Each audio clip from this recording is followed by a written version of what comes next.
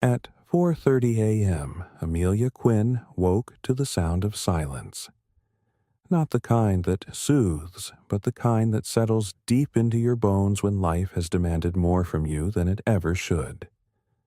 Above the small bakery she owned, the quiet apartment was still dark, except for the soft hum of a refrigerator and the occasional creak of old floorboards. She rubbed the sleep from her eyes, tied her thick hair into a quick bun, and made her way downstairs barefoot. The smell of yeast and flour always hit first warm, familiar grounding. By 5:15 a.m., her fingers were buried in dough, shaping the day before the sun had even made an appearance. This had become her ritual, her therapy, her second beginning. The bakery Ember and Crumb was born out of ashes. Years ago, the life she knew had collapsed overnight. Her mother, once full of fire and fierce hugs, came home with a layoff notice from Halden and Kokewink, a corporate giant with no room for sentiment.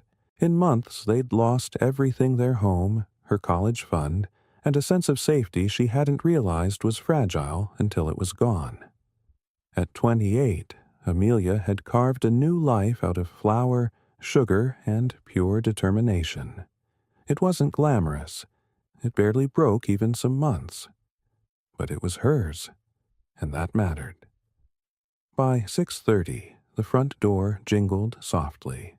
"You're going to drive yourself straight into the ground," said Jules, her assistant and self-appointed voice of reason, peeling off her scarf as she entered. Amelia smiled, though her shoulders slumped with fatigue. "That's what the coffee's for." The morning rush came in waves, neighbors with worn smiles.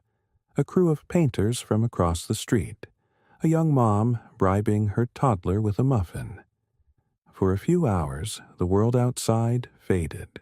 There was only the scent of cinnamon, the clink of coffee cups, and the quiet pride of building something with her own two hands. Miles away, behind the tinted glass of a high-rise office, Graham Halden scrolled through earnings reports with tired eyes and an untouched lunch. 32. Polished. Powerful. But hollow in places no title could fill. He sat surrounded by sleek furniture and colder expectations. His mother, Catherine Halden, hadn't just raised a son, she had shaped a successor. The family company had always been her true love, and he had been raised to serve it, efficiently, ruthlessly. "They need your confirmation for London by Friday," his assistant reminded him. A promotion, a transfer, another carefully placed piece in the game his mother had been playing for decades. "They'll get it," he said, though the words felt like someone else's. The hours that followed were a blur of numbers and noise strategy meetings, quiet layoffs rebranded as restructuring, and celebrations over stock gains that felt increasingly meaningless. It was only in the back seat of his car that he remembered tomorrow was her birthday. His mother never cared much for gestures, but Graham knew better than to show up without one. "Try this little place in Astoria," his driver suggested. "My sister won't shut up about it. Says the baker there makes cakes that taste like childhood." It was a strange recommendation, but Graham was out of ideas. The next afternoon, he found himself standing in front of Ember and Crumb, feeling like a visitor in someone else's dream. The street was quiet, touched by golden light and the smell of fresh bread. A young couple passed by laughing. Someone watered plants on a fire escape. No boardrooms, no glass towers, just life unfiltered. He looked through the bakery window. It was small, but full of warmth, the kind that money couldn't buy. And behind the counter, with flour on her cheek and a quiet focus in her eyes, stood a woman who had no idea she was about to change everything. The scent hit him first. Vanilla. Warm and soft, laced with something faintly citrus. It spilled through the open door like an invitation he hadn't expected to need. Graham Halden stepped into Ember and Crumb and felt, for the first time in a long while, disoriented. This wasn't the world he knew, the one of glass boardrooms and echoing corridors. Here, the floors creaked softly. The walls were lined with honey-colored wood. Laughter replaced conference calls. Conversations happened without hushed tension or agendas. It was human. Behind the counter, a woman brushed flour from her forearms, a pencil tucked behind one ear, her sleeves rolled above her elbows.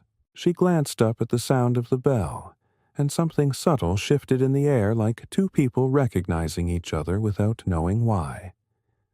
"Can I help you?" she asked, wiping her hands on a faded apron. Graham stepped closer, suddenly aware of the tailored lines of his suit, how they felt out of place here. "I need a birthday cake," he said, "for tomorrow."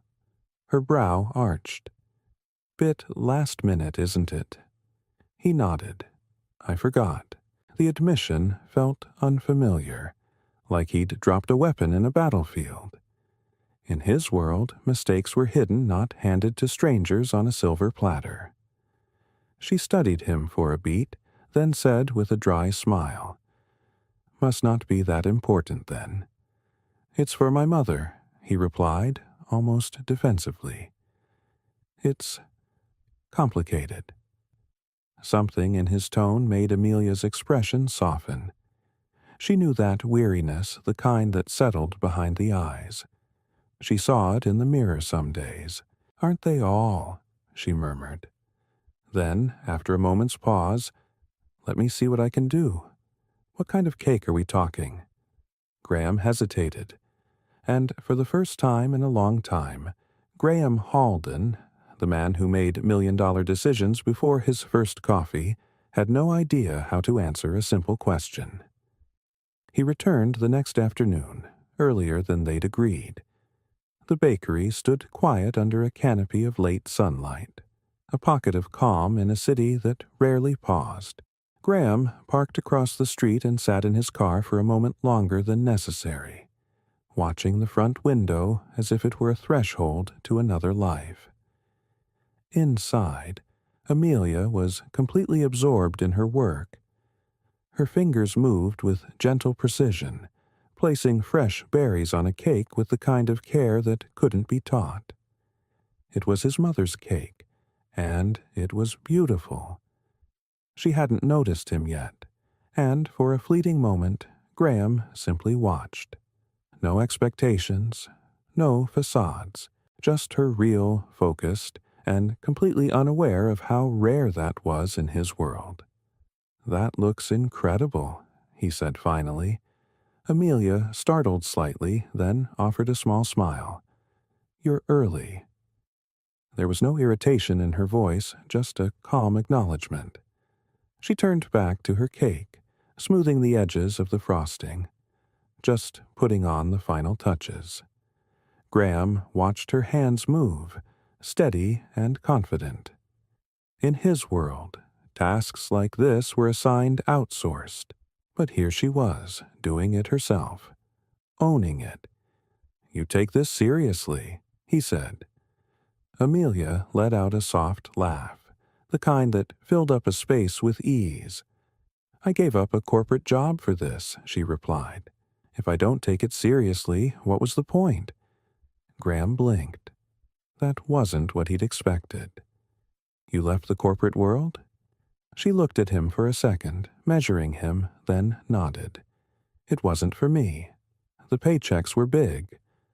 But—" She shrugged. "Money's not worth much if it costs you your peace." Her words hung in the air, heavier than they seemed.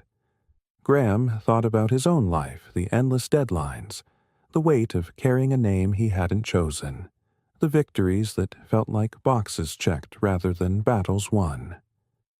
"Most people move the other way," he said. Amelia smiled faintly. "Most people are scared to bet on themselves." She placed the last berry delicately at the center of the cake and stepped back. I got lucky. My grandmother left me just enough to start this place. It's not glamorous, but it's mine. There was a quiet pride in her voice. Not arrogance, just truth. And for a man like Graham, who had everything except that kind of peace, it was magnetic. "What made you leave?" he asked, and this time his voice wasn't casual. It was genuine. Amelia looked up at him, her fingers still dusted with powdered sugar, her expression thoughtful. And then she told him. Amelia gently nestled the finished cake into its box, careful not to smudge the frosting she'd smoothed to perfection. "The final straw," she said quietly, brushing stray flour from her wrist. "A soul-crushing job. A boss who mistook fear for leadership. And the sudden, crushing clarity that I was spending my life making the powerful even richer, while contributing nothing that felt real." She looked up at Graham, her eyes flicking briefly to his tailored suit before returning to the ribbon she was tying. "No offense. None taken," he said, surprised by how true that felt. Her words shouldn't have hit him the way they did. But they did. Sometimes, he added without thinking, "I wonder the same thing." The admission landed in the quiet space between them. It was the sort of thing he'd never said aloud, not to colleagues, not even to himself. But something about the way Amelia listened without pressing made it feel safe. She didn't reply, just nodded faintly and tied the last knot on the ribbon, her fingers sure and graceful. "So, this birthday," she asked gently, "is it a big event?" Graham shook his head. "Just dinner. Just the two of us. My mother isn't exactly fond of celebrations." Amelia smiled knowingly. "Ah. So that explains the forgotten cake." He huffed a quiet laugh. "She's not easy to please," he admitted. "Nothing ever really is." She handed him the box. Their hands brushed brief, incidental, but the contact hummed with something unexpected. He didn't move for a beat longer than necessary. "Well," she said softly, "I hope this earns you a few points." He held her gaze. "I'm sure it will." They both knew that wasn't true. Vivian Halden could find flaws in the Sistine Chapel. Still, he reached for his wallet and slipped her a tip generous enough to make Amelia's brows lift. "That's too much," she said, clearly surprised. "You saved me," he replied. "I mean it." He turned to leave, but something tugged at him. Something simple and warm and real, a sharp contrast to the life waiting for him outside. "I might stop by again," he said at the door, glancing back. "Your coffee smells dangerous." Amelia smiled, and this time it reached her eyes. "We're here every day but Monday." Graham stepped out into the fading afternoon light, cake in hand, heart slightly off balance. He hadn't just left with dessert. He'd left with the echo of a laugh, the image of flour-dusted hands, and the faint but persistent ache of a life he didn't know he wanted until now. The drive to Westchester felt longer than usual. As his car glided through manicured suburbs and winding roads, Graham found himself not thinking of the high-stakes meeting in London, or his mother's endless expectations, but of warm wood counters and a woman who spoke truths without apology. The estate loomed ahead like a fortress of quiet judgment. Security cameras tilted with every move. A housekeeper in a pressed uniform met him at the grand entrance. "Ms. Halden is in the study, Mr. Graham," she said with a bow of the head. He nodded, the familiar weight of duty beginning to settle on his shoulders again. The study, like everything in Vivian Halden's world, was immaculate. Gleaming mahogany, spotless marble, books chosen more for aesthetic than content. Family portraits lined the walls, but they weren't memories. They were curated proof of success. Graham set the cake on her desk with care, a pale offering against all that cold luxury.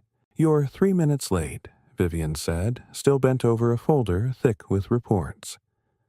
"Traffic," he replied evenly. She finally looked up, her eyes sharp behind silver-rimmed glasses. At 62, Vivian Halden was every bit the legend people whispered about.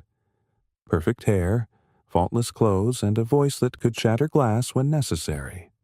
She gestured to the box. "What's that?" "Happy birthday," Graham said, lifting the lid. Vivian stared at the cake. "It looks homemade." There it was, the softest version of a scolding. In her world, homemade meant insufficient. Graham, for once, let the judgment slide. "It is," he said, "from a little bakery in Brooklyn." She raised a thin eyebrow.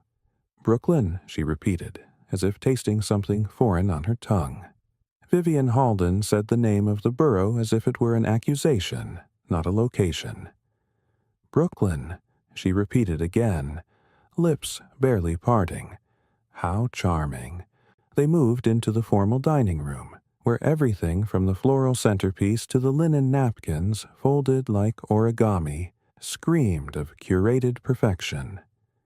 A housekeeper appeared with practiced grace, serving Vivian's favorite meal with robotic precision. As always, dinner began with business. Updates on company stock, comments on board politics, unsolicited advice masquerading as commands. The transfer to London came up again. "The board expects a decision this week," she reminded him, echoing what his assistant had said just days before. "I know," Graham said simply, cutting into his steak. Vivian dabbed at her lips, her voice smooth and precise. "It's the natural next step. Your grandfather would have expected nothing less." His grandfather, a man Graham barely remembered, had become more myth than memory. But that didn't stop his legacy from being wielded like a weapon at every crossroads in Graham's life. And yet, as coffee and cake were served, Graham's thoughts drifted not to shareholders, not to London, but to a quiet shop with wooden counters and flour in the air. He thought of Amelia Quinn, her calm voice, her deliberate hands, and how her cake now sat atop this $1,000 china. Vivian took a small bite, chewed thoughtfully. "Surprisingly good," she admitted, albeit with a note of suspicion. "Where did you say this came from?" "A bakery," Graham replied, "in Brooklyn, Ember and Crumb, run by a woman named Amelia Quinn." At the sound of the name, Vivian's fork froze mid-air. Her posture didn't change, but Graham saw it, the faint tightening around her eyes, the way her lips pressed into a hard line. "Quinn," she repeated. Her voice had gone cold. "You know her?" Graham asked, his brows drawing together. Vivian carefully placed her fork down, aligning it perfectly with the plate's edge. "Her mother used to work for us," she said, voice clipped. It didn't end well. The deliberate vagueness was a red flag. In the corporate world, didn't end well usually meant someone had paid the price for telling the truth. "What happened?" Graham pressed. It was years ago. Vivian gave a casual wave of her hand. One of many restructurings, nothing worth digging up. But he knew her too well. That tone, the one she used when she was hiding something behind a veneer of control, had always been her tell. "Seems like more than a coincidence," he said quietly. Her eyes sharpened. "Drop it, Graham. It's old news. And it's my birthday." The conversation veered into safer waters after that, but Graham barely heard the rest. His mind was already somewhere else, flour-dusted counters, almond-scented air, and a pair of green eyes that might have known more than she let on. That night, Alone in his glass-wrapped apartment above Central Park, Graham sat at his desk, laptop open, heart uneasy, curiosity mixed with something darker guilt, perhaps as he typed Amelia Quinn and Halden Industries into the search bar. The results were swift and damning. 5 years ago, Ellen Quinn, a senior accountant at Halden Industries, had filed a whistleblower complaint. She'd raised alarms about questionable financial practices, manipulated margins, hidden liabilities, misappropriated funds. 2 weeks later, she was terminated. Official reason: performance issues. Graham clicked deeper. The internal investigation had cleared the company, of course. But even the whitewashed report mentioned irregularities, both in the books and in her firing.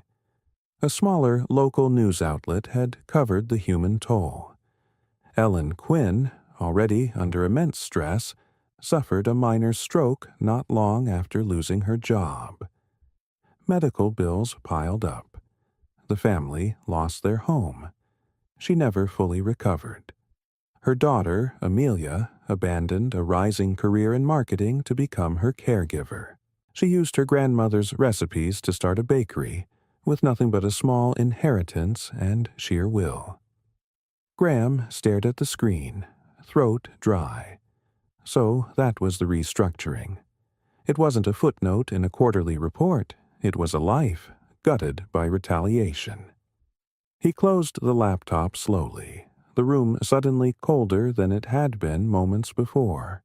Had Amelia known who he was? Had she recognized the name Halden as she boxed the cake? Did she hide contempt behind her warm smile, or had she simply not made the connection yet? Either way, he had no excuse. His family, his company, had broken hers. And yet, he couldn't stay away. Something about her, the calm steadiness in her movements, the hard-won peace in her voice had stirred something inside him. Not pity, not curiosity. Longing, a longing to understand how someone could lose so much and still find the strength to build something beautiful. For the first time in a long while, Graham Halden questioned everything. The company whose logo he wore like a badge, the values he'd accepted by default, the future path that had been laid out for him before he ever knew how to walk it. He decided, before sleep claimed him, that tomorrow he would return to Ember and Crumb. Not as a polished executive, not as the son of Vivian Halden, but as a man carrying the weight of truth, finally ready to face what it meant to be part of something that had quietly destroyed someone else's world. And, strangely, the idea of not knowing how it would go didn't scare him. It felt like the first real freedom he'd had in years. The following morning, Graham did something unthinkable. He delayed his arrival at the office. His assistant's stunned silence on the other end of the call when he asked to reschedule his 9 a.m. meeting nearly made him laugh. But there was nothing amusing about the knot in his stomach as he drove toward Brooklyn, rehearsing half-truths and explanations that felt emptier the more he repeated them. When he reached Ember and Crumb, it looked different, bathed in morning light. The bakery buzzed with life, a long line of customers waiting patiently for their coffee, pastries, and the kind of comfort that couldn't be manufactured in a boardroom. Each person carried a story. Each purchase was more than a transaction, it was trust. He joined the back of the line, and with every step closer to the counter, the tension in his chest grew tighter. When he finally reached the front, Amelia Quinn's warm expression flickered recognition flashing through her eyes like a spark behind glass. But then came something else: pain, disappointment, maybe even betrayal. Gone was the friendly tone. "What can I get you?" she asked, her voice polite but cool, measured. Graham hesitated. "Just coffee, please." Amelia nodded without expression and turned away to prepare his drink. He watched her move with the same steady precision as before, only this time the distance between them was no longer unfamiliarity. It was history. When she returned, she leaned ever so slightly forward, keeping her voice low enough for only him to hear. "You didn't tell me your last name." Graham exhaled. "I didn't think it would matter." "It does," she replied sharply, her knuckles whitening as she braced herself on the counter. "Your mother destroyed my family." Her words landed like stone. There was no accusation in her tone, just plain truth. And somehow that made it hurt more. "Amelia, I didn't know," Graham said, his voice low but sincere. "Not until last night." She searched his eyes for any trace of deception. And when she found none, she asked, "But you know now?" "Yes," he answered without flinching. "What happened to your mother was wrong. All of it." The honesty surprised her, maybe even unsettled her. No one from Halden and Co. had ever admitted guilt. But she didn't soften. "That doesn't change anything," she said finally. "Words can't undo what was done." Behind him, the line of customers had begun to stir impatiently. Amelia straightened, pulling her professional mask back into place. "That'll be $4.75. Graham paid, slipping a large bill into the tip jar. Without a word, Amelia reached over and dropped the cash into the community college scholarship jar, by the register a quiet, deliberate rejection. "I'd like to talk," Graham said gently, "when you're not working." "I'm always working," she replied coolly, already turning her attention to the next customer. Graham took his coffee to a small table in the corner. He had meetings to attend, calls to return, and London looming like a shadow at the edge of his week. But he didn't move. Instead, he watched the rhythm of her movements, the way she smiled at regulars, the way she never once glanced in his direction. She wasn't trying to impress anyone. She was just doing the work. And for reasons he couldn't quite explain, he didn't want to leave. An hour passed. Finally, as the crowd began to thin, Amelia approached his table. She wiped her hands on her apron, her expression unreadable. "Why are you still here?" Graham looked up, meeting her gaze. "Because I'm trying to understand something I should have questioned a long time ago." She crossed her arms. "And what's that?" He didn't hesitate. "The cost of success. What my family's company actually stands for." Her jaw tensed. Convenient timing for your conscience. But her tone had changed. Not softer, exactly, but less guarded. "Better late than never," Graham offered, a faint, self-deprecating smile curving at the edges of his lips. To his quiet relief, a small laugh escaped her. It was bitter. But it was a beginning. "You should tell that to my mother," Amelia said, voice taut. "She can't work anymore. Some days she can barely string together a full sentence." The truth of it hit harder than Graham expected. There was no melodrama in her voice, just weary acceptance of a reality too heavy for someone her age to carry alone. Graham sat in stunned silence, words forming and dissolving before reaching his lips. "I'm not asking for forgiveness," he said at last, his voice low. "I know I don't deserve it, but I need you to understand I'm not my mother."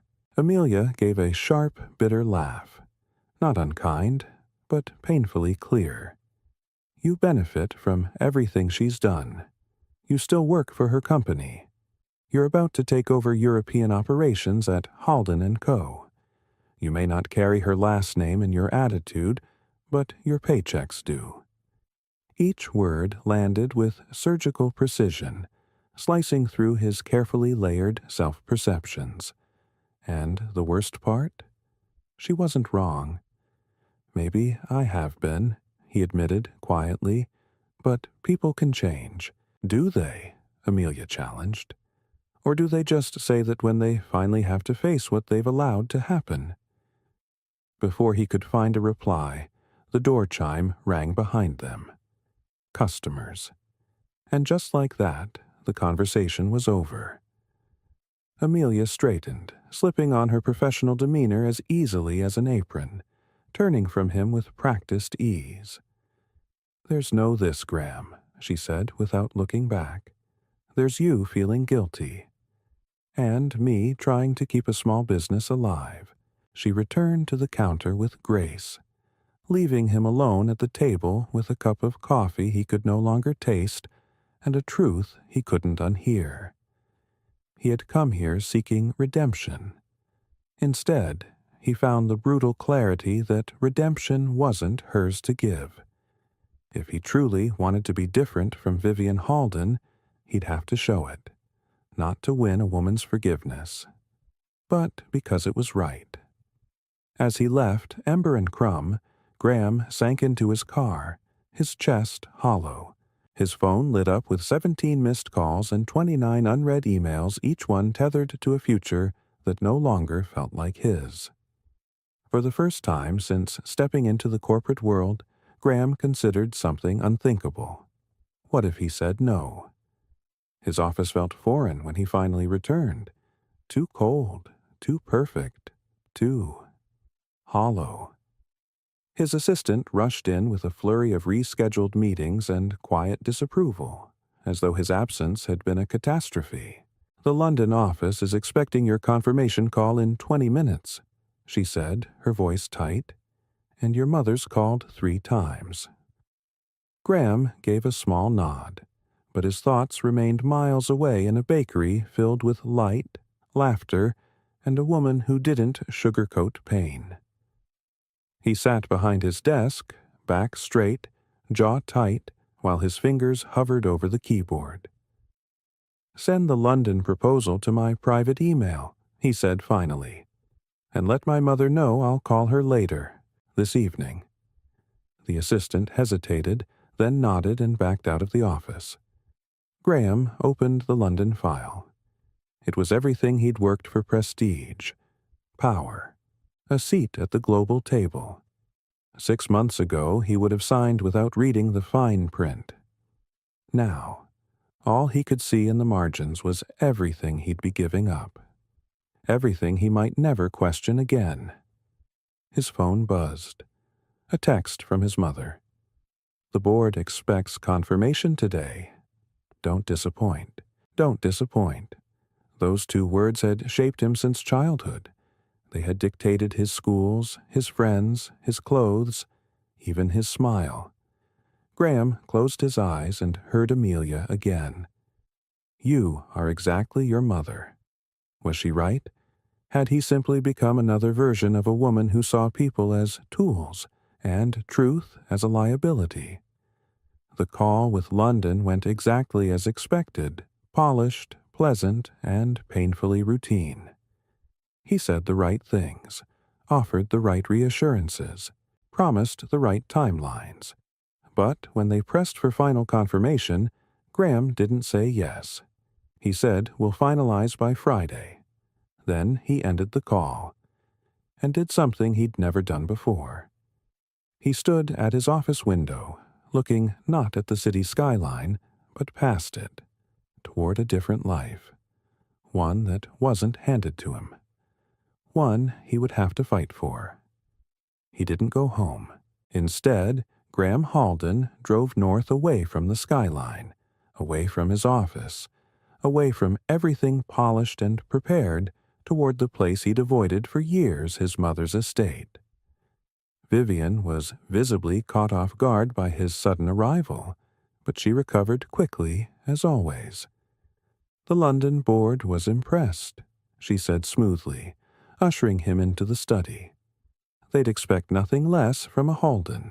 Graham sat across from her, but for the first time, he didn't see her as the unshakable architect of his life. He saw her clearly brilliant, yes, but so deeply committed to power that she had long ago traded empathy for efficiency. "I looked into Evelyn Dawson," he said, without preamble. Her eyes sharpened. "I told you that was ancient history." "She reported financial misconduct," Graham continued, his voice steady. "You erased her life for it." Vivian exhaled through her nose, a sound not quite a sigh. "Business isn't a charity, Graham." Evelyn made a choice. She knew what came with playing in the big leagues. "They weren't allegations," he countered. "They were facts. I read the internal reports. The audit flagged every concern she raised." Vivian's gaze narrowed, her posture stiffening. "Since when do you question the company?" "Since I realized what it's built on." He leaned forward, eyes unwavering. "Amelia Dawson bakes cakes and donates to scholarship funds from a jar by her register. What do we create? Mother, other than wealth for those who already have too much of it." Vivian gave a short, cutting laugh. "You're being naive. That bakery girl might cling to her moral high ground while scraping by on minimum wage, but her name is Amelia." Graham cut in. "And she built something real, honest, something I've never had a hand in." Vivian placed her teacup down with precision, the kind that made a statement. "You sound like someone about to make a very expensive mistake." He didn't flinch. Not this time. "Maybe," Graham said. "But for once, I'd rather be wrong doing the right thing than right doing yours." The drive back to Manhattan was quiet. The Hudson rolled past in shades of silver and blue, mirroring the stillness in his chest. But when he stepped into his apartment that night, everything was different. He knew exactly what he had to do. The call to the London office came first. Graham declined the position clearly, confidently, and surprised even himself by how certain it felt. But it was the next call that truly mattered. "I'm not taking the transfer," he said when Vivian picked up. Her voice turned glacial. "Graham, reconsider." "I already have. I've reconsidered my whole life." Silence, but not the poised, strategic kind she usually wielded this time. It cracked at the edges. "I'm staying in New York," he continued. "And there are going to be changes at Halden and Co. You don't have the authority." "I do," Graham replied calmly. "I'm on the board. I hold 20% of the vote. And I've already spoken with Uncle Martin and Eliza. They support an ethical restructuring." The silence stretched long and taut. When Vivian finally spoke, her voice carried sharp accusation. "This is about that bakery girl." "No," he said simply, "this is about me, about the kind of man I want to be, about building something that lasts beyond spreadsheets and shareholder reports."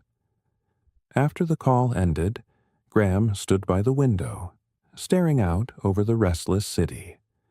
For the first time in his life, he wasn't following someone else's design. He was walking into the unknown with no guarantees, but also, for the first time, with integrity. He didn't expect Amelia to welcome him back. He didn't expect forgiveness. That wasn't why he was doing any of this. But still, he hoped. He hoped she might, one day, look at him and see not the man who once stood for everything she lost, but the man who chose to change. Not with words, with action. 2 weeks passed before he returned to Ember and Crumb. 14 days of difficult conversations, internal pushback, late-night revisions to corporate frameworks that had never once prioritized conscience. It changed him in small, meaningful ways. And now, he was ready to face her again. In the span of 2 weeks, boardroom agendas began to shift. What once centered solely on profit margins and growth targets now quietly made room for discussions of purpose of consequence. Employees who had once whispered dissent in elevators now hesitantly raised their hands in meetings. Change didn't arrive like thunder, it crept in like dawn. Quiet and determined, the most meaningful step came in the form of a new initiative, a restorative justice fund for those wrongfully terminated under Vivian Halden's leadership. At the top of the list was one name, Evelyn Dawson. Graham had implemented it without ceremony, no press release, no public grandstanding.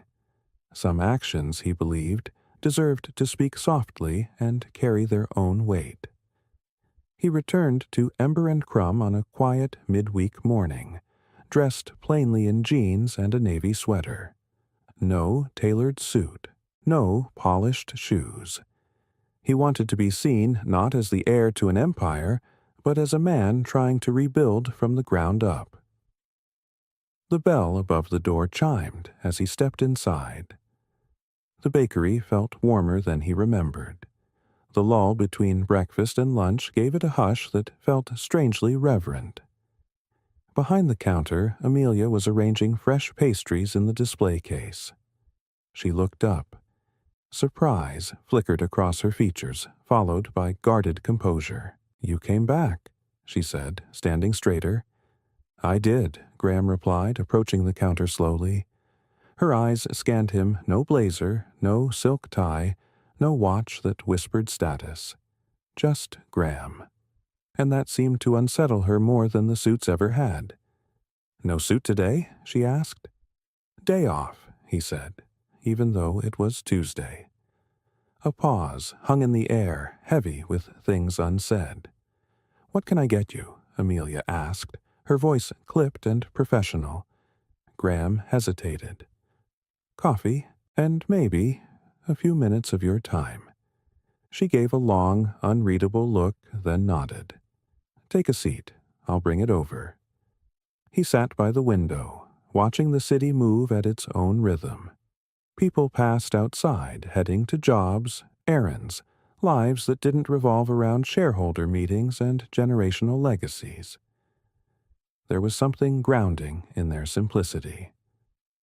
A few minutes later, Amelia slid into the chair across from him and placed a coffee cup in front of him. "5 minutes," she said. "I've got bread in the oven." Graham wrapped his hands around the cup, its warmth steadying. "I turned down London," he began. Amelia blinked but said nothing. "I've spent the past 2 weeks revising our internal policies," he continued. "I created a restitution fund. Your mother is at the top of the list. Back pay, damages, medical support. The first deposit should reach her account by week's end." Amelia stared at him, her carefully controlled face shifting just slightly. "What?" she asked. "It won't fix what happened," Graham said softly. "Nothing can, but it's a start." She leaned back, studying him. "Why?" she asked at last. "Why now?" He didn't flinch. "Not for you," he said, voice steady. "Although, meeting you sparked it. I did it for me, because I couldn't keep being the man I was. I've spent my entire life trying to win my mother's approval. I'm done." The honesty in his voice seemed to catch her off guard. Amelia looked away for a second, then back at him. "And Vivian just let you do this?" Graham gave a tired laugh. "Not exactly. I pulled board support. She didn't have a choice. We had a conversation." "I can imagine," Amelia murmured. Her eyes lingered on him again, less wary now, more curious. "So what?" she asked. "You're reforming the villain's fortress from the inside?" He smiled faintly. "Something like that. Though I'm not sure we'll use those words in the annual report." A breath of laughter escaped her. A real smile, not wide, not lingering, but real. Then, just as quickly, it was gone, folded back into the layers of self-protection time had built in her. "This doesn't erase anything," she said firmly. "It doesn't change what was taken from us." "I know," he said. "I'm not here to rewrite the past." "Then why are you here, Graham?" His answer came without hesitation. "To make sure the future looks different." "I know," Graham said softly. "I'm not here to rewrite the past, and I won't ask you to forget it, but I need you to believe I'm not my mother." Amelia's phone buzzed a kitchen timer. "My bread," she explained, already rising. Graham nodded, sensing their conversation had come to its natural end. "Thank you for listening." She paused for just a beat before walking away. "Does your mother know you're here?" "No," he answered truthfully. This stopped being about her a long time ago. Her expression softened, almost imperceptibly. Then came something he hadn't expected, an olive branch. "We're testing new recipes tomorrow," she said, glancing over her shoulder. "Could use an honest opinion." It was simple, but to Graham it felt like the most generous thing anyone had offered him in years. "I'd like that," he said, and he meant it. As Amelia disappeared back into her kitchen, Graham remained at the little table by the window, fingers wrapped around his coffee cup, watching the world go by outside. Children walked home with backpacks too big for their shoulders. A dog barked in a nearby yard. The neighborhood felt untouched by ambition's harder edges. He hadn't come to Ember and Crumb for redemption or romance. He wasn't seeking a second chance with Amelia. He came because truth required it. Because the man he was becoming didn't retreat behind polite silences or generational shields. He faced things now. No more inherited expectations. No more convenient apathy. Whether Amelia would ever trust him, that was her decision to make. And he respected that. She didn't owe him anything. Not forgiveness. Not friendship. But Graham knew one thing for certain: the man who had walked into her bakery months ago, desperate to impress his mother with a cake, no longer existed. And in that absence, peace began to bloom. In the weeks that followed, Ember and Crumb became more than just a stop on Graham's map. It became part of his rhythm. He came early some days before the line curled down the sidewalk, just in time to help carry in deliveries or move trays of fresh croissants. Other times, he arrived in the slow stretch of afternoon, laptop in tow, quietly occupying his now unofficial table while Amelia tested new glazes or tweaked her sourdough. It wasn't much, but it was something. A quiet, careful friendship. Tentative at first, but real. Amelia didn't make it easy. She didn't smile for no reason, didn't offer idle praise. Her trust was not given. It was earned slowly, intentionally. And Graham never once expected more than she offered. But the changes he'd sparked at Reynolds and in her world couldn't be ignored. The restitution fund had changed things. Her mother, Evelyn, now had access to round-the-clock care. The stress that had weighed on both of them for years had begun to lift. She remembered the date today. Amelia said, one quiet Wednesday, sliding into the seat across from Graham. First time in, I don't know how long. Graham looked up from his screen. That's incredible. The specialist thinks the lower stress is helping. Her voice caught slightly, then she added, quieter. Thank you for that.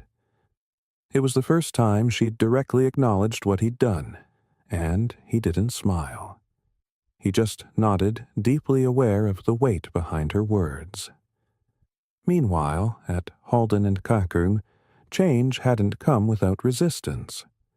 Vivian remained chairwoman, but her grip had weakened. Graham, now leading internal reform, was slowly rewiring the very bones of the empire. Termination protocols, ethics reviews, a new whistleblower policy. None of it made headlines, but it made a difference. Veteran executives resisted. Shareholders squinted. Rivals waited for cracks to widen. But a strange thing happened. Morale rose. Retention strengthened. And, for the first time in years, the company's name stopped being synonymous with fear. One board meeting turned unusually tense. "Your grandfather would be appalled," Vivian snapped. "Or maybe," Graham answered calmly, "he'd recognize that growth and evolution are not mutually exclusive." Vivian had scoffed, but the truth stung, and the son she'd once sculpted in her image had quietly slipped beyond her reach. She still called daily, still tried to pressure and steer, but the tide had turned, and she knew it. One evening, as the sun dipped behind the Brooklyn rooftops, Graham arrived at Ember and Crumb just as Amelia was closing. She looked tired. Her hair was tied back with a pencil tucked through the knot. Flour smudged her cheek. Her apron hung loose at her waist. And somehow she'd never looked more remarkable. "Long day?" he asked gently. She offered a crooked smile. "You have no idea." He stepped inside as she flipped the sign to closed. "Need help cleaning up?" She hesitated, then handed him a towel. And just like that, without ceremony or speeches, he began to sweep the floor beside her. Quietly, like he belonged. A smudge of flour still clung to her cheek, and a few strands of hair had escaped Amelia's usually neat bun as she leaned back against the counter, visibly drained. "Long day?" Graham asked, helping her flip chairs onto tables. Amelia let out a breath that sounded more like a sigh. "Supplies are delayed again. Everything costs more, but people still expect yesterday's prices. That's business now, I guess." Graham understood the strain. He saw the weight small businesses carried in every inch of her posture. "Have you ever thought about expanding?" he asked gently. "A second location could help offset the overhead." Amelia raised an eyebrow. "With what capital?" She chuckled dryly. "Banks aren't exactly throwing money at neighborhood bakeries these days." He hesitated, then said carefully, "I know a few investors, people who focus on ethical funding local businesses, fair terms." She studied him for a beat, eyes narrowing just slightly. "By a few investors, you mean you." He offered a small shrug, among others. "No strings attached, just an option if you ever want to explore it." She crossed her arms. "Graham." "I know," he said quietly. "Mixing business with whatever this is, it's not simple." It was the first time either of them had acknowledged it out loud, this quiet thing building between them, undefined and still fragile. The air around them changed, heavier but not uncomfortable. "I'm not asking for an answer now," he said. "Just think about it." They finished closing in silence, but it was the kind of silence that felt full comfortable, lived in. Outside, dusk had softened the edges of the street. The harshness of the city blurred under warm lamplight. Amelia paused on the steps. "I should get home," she said. "Morning starts early." Graham nodded, but he wasn't ready to let the evening end. He cleared his throat, suddenly unsure of himself. "I was wondering, would you like to have dinner with me sometime?" Amelia turned toward him, brows lifting slightly. "Not here," he added quickly.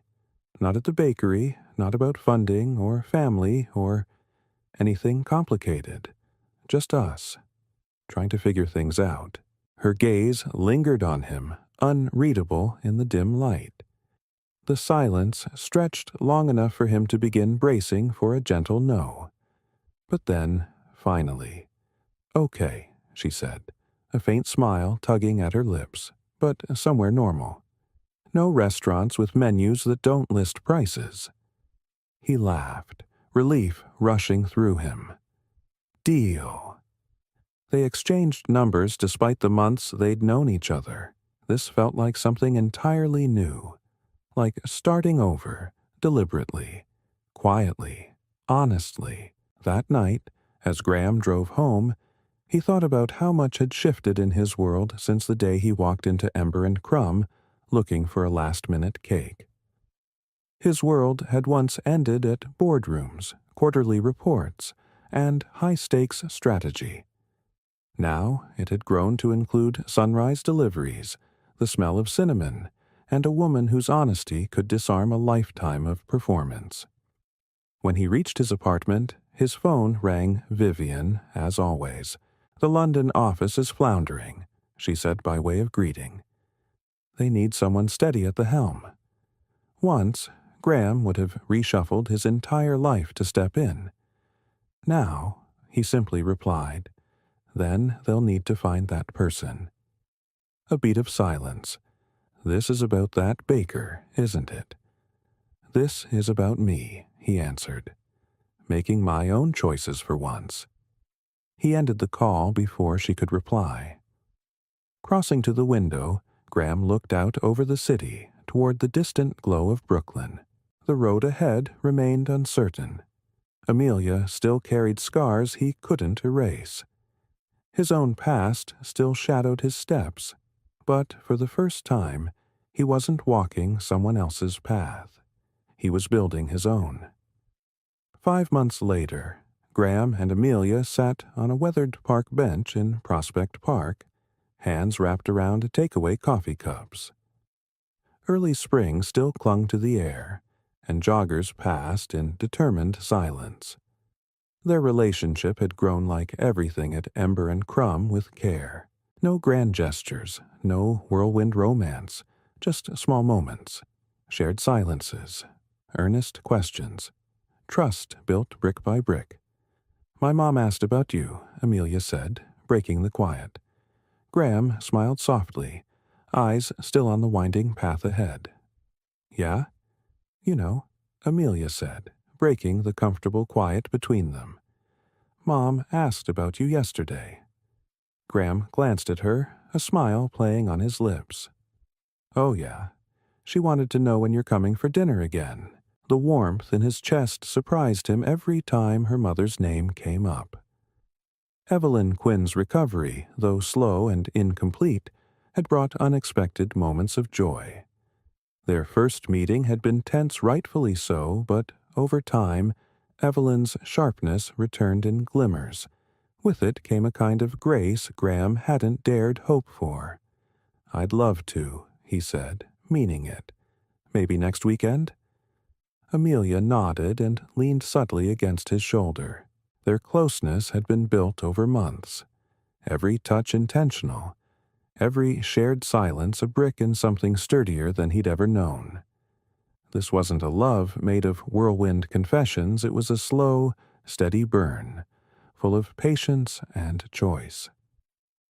At Langford Holdings, the shift was no longer just theoretical. Early reforms had briefly shaken investor confidence, but now the tides were turning. Clients were returning new ones drawn by integrity, not just market power. The numbers were healing, and so was the culture. "I've been thinking," Graham said, watching a pair of cardinals leap between the bare branches overhead, "about stepping back from day-to-day operations." Amelia turned to look at him, brow raised. "That's not a small change." "Are you sure?" He nodded slowly. "The company doesn't need me micromanaging anymore. I've built the right team, and I want to make space for other things." The other things hovered in the air between them, unspoken but understood. They both felt it. Possibility. Graham had recently begun mentoring young entrepreneurs from underrepresented neighborhoods, something that gave him a sense of purpose. Corporate strategy never had. Amelia, meanwhile, was seriously considering opening a second Ember and Crumb location, this time on the other side of Brooklyn. "Vivian's not going to love that," Amelia said, referring to his formidable mother. Her voice wasn't judgmental, just knowing. He smiled. Probably not, but it's not hers anymore. Not really. They sat in silence for a while, watching the park move around them. A father jogged past, pushing a stroller. A pair of elderly women strolled slowly by, arms linked. A trio of teenagers shouted at one another from across the green, their laughter spilling into the air. "You know," Amelia said, her voice quieter now, "I don't think I ever really thanked you." He looked over. "For what?" "For changing," she said simply. "You didn't have to. It would have been easier not to." Her words struck deep not just because they were true, but because she saw the weight of that choice. Staying the course would have meant comfort, approval, familiarity. Instead, he'd lost connections he once thought essential, including most of his standing with Vivian. But sitting beside Amelia, holding her hand, none of that seemed like a real loss. "Worth it," he replied. She squeezed his hand gently, a small smile tugging at her lips. She knew what it had cost, just as he understood what she had given up her guardedness, her skepticism, even just space in her life for him to be there.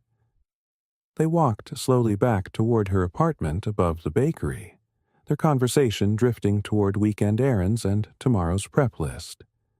There were no declarations, no plot twists, just ordinary things. And that was enough. Later, in the coziness of her kitchen, the scent of olive oil and garlic filled the space as they prepared dinner together. Amelia, flour-streaked again and rolling dough with practiced ease, glanced up to find Graham watching her. "What?" she asked, eyebrows arching. "Nothing," he said, then paused. "Actually, everything." She tilted her head, curious. "You." "This," he said softly, "the smell of bread in the air. This kitchen. You in it." Her lips curved into a small, knowing smile. "Are you getting sentimental on me, Langford?" "Maybe," he said, grinning. "But it's your fault." She rolled her eyes but didn't look away, and in that look was something quiet and strong trust, slowly earned and freely given. This wasn't where either of them had expected to end up, but it was exactly where they were meant to be. "Actually," Graham said softly, "everything. I just realized how much I like this life." Amelia glanced over, her smile gentle, knowing the weight behind those simple words. "It's different from what you planned." "It's better," he replied, no hesitation in his voice. They moved around the kitchen in sync, the way people do when they've learned each other's rhythms. The scent of rosemary and butter hung in the air, the soundtrack of soft music humming in the background. It wasn't the life Graham had once envisioned. It was quieter, less grand, but it was honest, and it was his. He hadn't completely abandoned his life at Langford Holdings. He still sat in boardrooms, still helped steer decisions that shaped entire sectors. But now, he had drawn a line, one that carved out space for dinners like this. Mornings spent in Brooklyn cafes, long walks through city parks without checking his inbox every 5 minutes. And Amelia, she hadn't lost herself in this either. She was still the woman who woke up before sunrise to prepare fresh scones, who kept her bakery humming on passion and precision. Ember and Crumb had expanded to a second location, just as she'd once dreamed. Their relationship never consumed her. It strengthened her. They were separate, and yet side by side, supporting without overshadowing. As they sat down at her small wooden table, the one that always smelled faintly of flour and cinnamon, Graham looked around and let it all settle over him. This wasn't some cinematic romance with sweeping music and sudden declarations. There had been no dramatic twists, no teary reunions under pouring rain. What they had built together was something deeper, the kind of connection formed in quiet spaces, through daily choices and honest words, through growth, through courage. Amelia passed him a piece of the bread they had just baked, her hand brushing his. "What are you thinking about?" she asked. Graham looked at her, really looked at the woman who had once met him with wary eyes and flour-dusted sleeves, and now shared her life with him, piece by piece. "I was just thinking," he said, "how the best stories don't always need grand declarations. Sometimes they're just about two people, standing on opposite sides of a bridge, who both decide to take a step." Amelia's smile deepened, not the kind meant for show, but one full of quiet understanding. And in that look, in that mutual truth, was everything. Not a fairy tale, something better. You've just experienced the story of Graham and Amelia, two people from starkly different worlds who found one another not through fate, but through courage, change, and choice. A journey about what happens when someone steps away from expectation and steps into their own truth. If this story of redemption, vulnerability, and unexpected connection resonated with you, we'd love to hear from you. What part spoke to your heart? Drop your thoughts in the comments. Share this story with someone who believes in second chances. And tell us, where are you watching from? Let's see how far this story can travel. And don't forget to subscribe for more real, emotional storytelling, where transformation begins not with perfection, but with a single honest step forward.